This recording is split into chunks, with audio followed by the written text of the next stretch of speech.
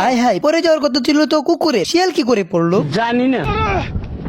কামান দিয়ে উড়িয়ে দিতে চাইলে কুকুর নিমিষে কামানটি শিয়ালের দিকেই ঘুরিয়ে দিয়ে দেয়।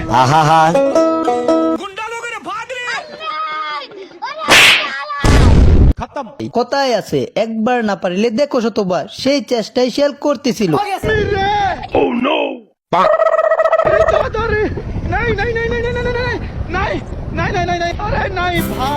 দেখলে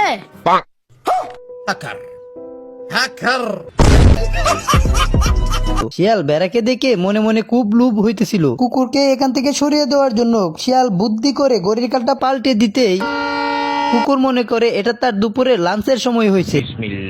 আবার কাঁটা ঘুরিয়ে দিতেই কুকুর বুঝতে পারে এটা তার ছুটির সময় হয়ে গেছে। তাই সে তার কার্ডটি মেশিনে পাঞ্চ করে দেয়। একটু এগোতেই সে যা দেখলো তা দেখার জন্য সে মোটেও প্রস্তুত ছিল না।